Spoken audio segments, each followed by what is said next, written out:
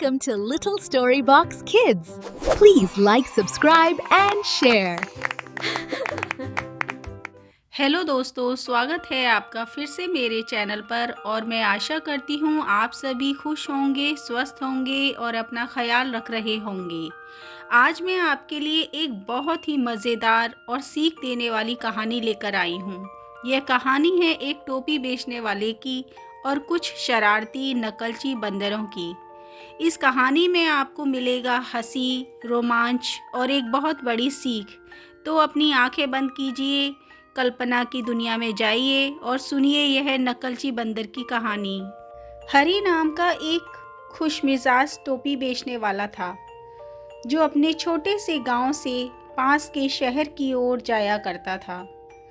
उसकी टोकरी में रंग बिरंगी टोपियां भरी रहती थीं, लाल, नीली, पीली, हरी, गुलाबी और यहाँ तक कि छोटी छोटी घंटियों वाली टोपियां भी।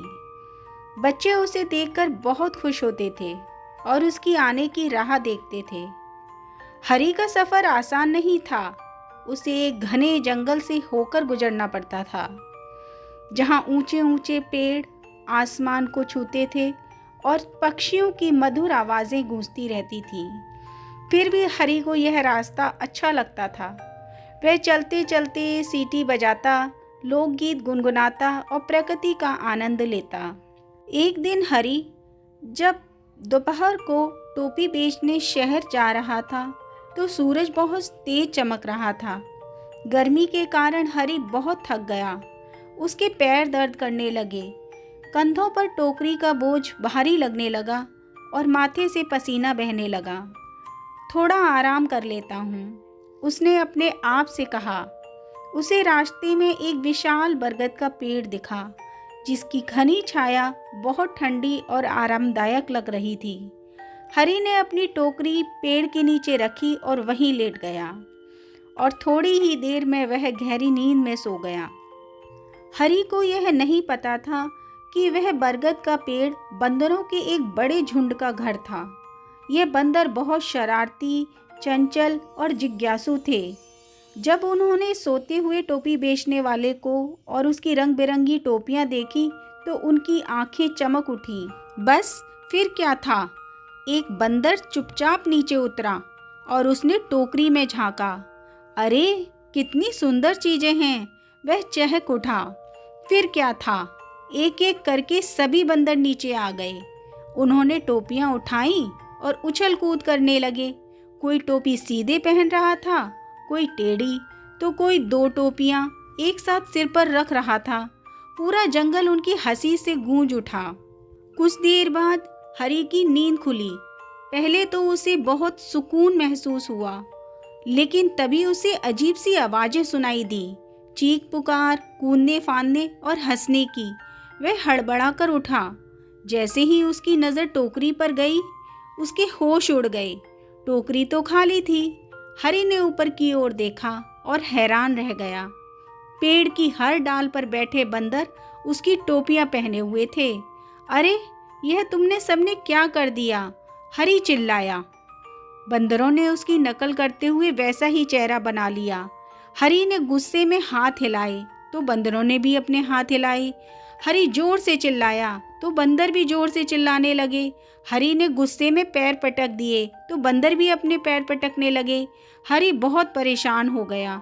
अगर मेरी टोपियां नहीं मिली तो मैं क्या बेचूंगा, अपने परिवार का पेट कैसे भरूंगा, वह सोचने लगा। तभी हरी के दिमाग में एक विचार आया। हरी ने पास पड़े छोटे छोटे कंकड़ उठाए और बंदरों को डराने के लिए उनकी ओर फेंकने लगा। बंदर हंसने लगे और पेड़ से फल तोड़कर हरी की ओर फेंकने लगे। फिर हरी ने जोर से चिल्लाया, बंदर उससे भी जोर से चिल्लाने लगे। तभी हरी ने एक बात नोटिस की, ये बंदर तो मेरी हर हरकत की नकल कर रहे हैं। उसने सोचा, ये तो नकलची हैं। उसके चेहरे पर एक हल्की सी मुस्कान आ गई।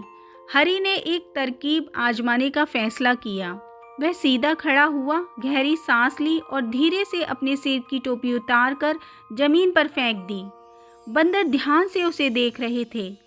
एक एक करके उन्होंने भी वही किया। हर बंदर ने अपनी टोपी उतारी और नीचे फेंक दी। कुछ ही पलों में जमीन रंग बिरंगी टोपियों से भर गई। हरी खुशी से भर उठा। यह तरकीब काम कर गई, उसने मन ही मन कहा। हरी ने जल्दी जल्दी सारी टोपियां इकट्ठा की और उन्हें सुरक्षित अपनी टोकरी में रख लिया। उसने 2 बार गिनती की ताकि कोई टोपी छूट न जाए। बंदरों को जब एहसास हुआ कि उनकी टोपियां चली गई हैं तो वे उदास हो गए और सिर खुजलाने लगे, तो कोई इधर उधर उछलने लगा। हरी ने हल्के से हंसा और बोला, आज तुम लोगों ने मुझे एक अच्छी सीख दी है मेरे प्यारे दोस्तों। फिर वे बंदरों को अलविदा कहकर शहर की ओर बढ़ गया। हरी समय से शहर पहुंच गया। बच्चों ने उसे घेर लिया और खुशी खुशी टोपियां खरीदने लगे। शाम तक उसकी सारी टोपियां बिक गईं। रात को जब हरी घर लौट रहा था तो उसके चेहरे पर संतोष की मुस्कान थी। उसने सोचा, ताकत जरूरी है, लेकिन समझदारी और सूझबूझ उससे भी ज़्यादा काम आती है। तो दोस्तों, इस कहानी से हमें यह सीख मिलती है कि हर समस्या का हल ताकत में नहीं बल्कि समझदारी में छुपा होता है। सही समय पर सही सोच हमें मुश्किल से बाहर निकाल लाती है।